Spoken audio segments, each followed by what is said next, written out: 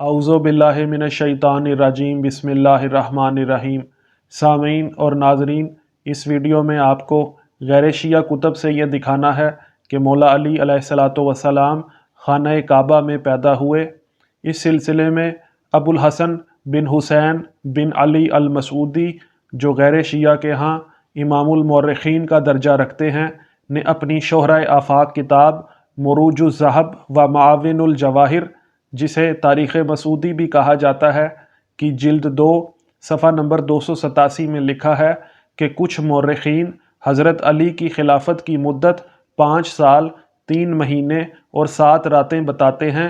آپ کی ولادت خانہ کعبہ میں ہوئی۔ علی بن برہان الدین حلبی، جو شافعی مسلک سے تعلق رکھتے تھے اور غیر شیعہ کے نزدیک علامہ کا درجہ رکھتے تھے، انہوں نے اپنی سیرت کی مایہ ناز کتاب سیرت حلبیہ، جس کا ترجمہ محمد اسلم قاسمی فاضل دیوبند نے کیا ہے اور یہ دارالاشاعت کراچی پاکستان سے چھپی ہے، اس کی جلد 1 صفحہ 440 میں لکھا ہے کہ جب حضرت علی پیدا ہوئے تو اس وقت حضرت صلی اللہ علیہ وآلہ وسلم کی عمر 30 سال تھی۔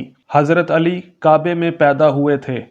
اور سامعین، نور الدین عبد الرحمن جامی نے اپنی مشہور کتاب شواہد النبوہ صفحہ 280 میں لکھا ہے کہ بعض کا خیال ہے کہ آپ یعنی حضرت علی علیہ السلام کی ولادت خانہ کعبہ میں ہوئی۔ اور سامعین، محمد حسیب القادری نے اپنی کتاب سیرت حضرت سیدنا علی المرتضیٰ صفحہ نمبر 27 میں لکھا ہے کہ حضرت سیدنا علی المرتضیٰ حضور صلی اللہ علیہ وآلہ وسلم نبی کریم کی پیدائش کے 30ویں سال پیدا ہوئے۔ یوں آپ حضور نبی کریم صلی اللہ علیہ وآلہ وسلم سے 30 برس چھوٹے تھے۔ آپ کی پیدائش خانہ کعبہ میں ہوئی۔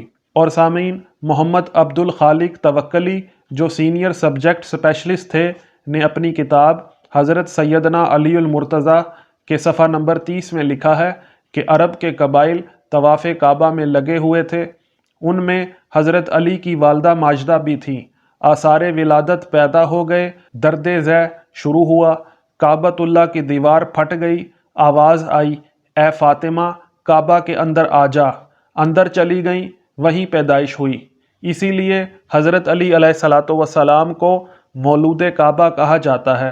اور سامعین، انہوں نے مدارج النبوہ کا حوالہ دیا ہے۔ اور سامعین، احمد حسن قادری نے اپنی کتاب 12 امام صفحہ نمبر 59 میں لکھا ہے کہ تمام عالم اسلام میں صرف حضرت علی وہ واحد ہستی ہیں جن کی ولادت باسعادت عین کعبۃ اللہ کے اندر ہوئی، اور سبب اس بات کا یہ بنا کہ آپ کی والدہ حضرت ابو طالب کے ہمراہ کعبۃ اللہ کے طواف میں مشغول تھیں کہ اچانک شدت کے ساتھ درد ذہ لاحق ہوا۔ درد اتنا شدید تھا کہ کہیں اور لے جانے کا وقت نہ ملا۔ حضرت ابو طالب اپنی اہلیہ فاطمہ بنت اسد کعبۃ اللہ کے اندر لے آئے اور وہیں حضرت علی کی ولادت ہوئی۔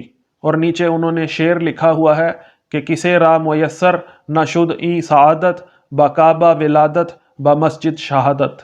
اور سامعین، ابی الحسن علی بن محمد، جو شافعی مسلک سے تھے اور ابن المغازلی کے نام سے مشہور تھے، نے اپنی کتاب مناقب الامام علی بن ابی طالب میں لکھا ہے کہ مولا علی علیہ السلام کی ولادت خانہ کعبہ میں ہوئی۔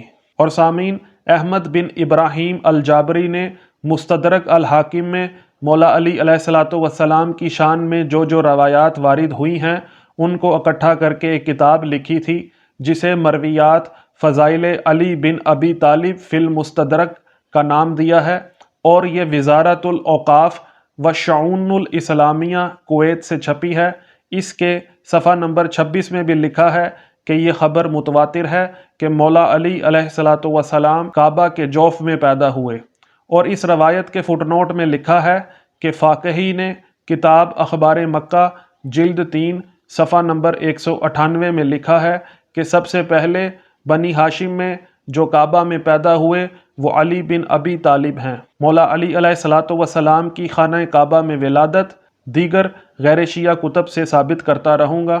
اگر آپ کو ہماری ویڈیو پسند آئی ہے تو ویڈیو کو لائک کریں، کومنٹ کریں، زیادہ سے زیادہ شیئر کریں، اور اگر آپ نے چینل کو ابھی تک سبسکرائب نہیں کیا تو چینل کو سبسکرائب کر لیں تاکہ آپ کو مزید ویڈیوز دیکھنے اور سننے کو ملتی رہیں۔ السلام علیکم ورحمۃ اللہ وبرکاتہ۔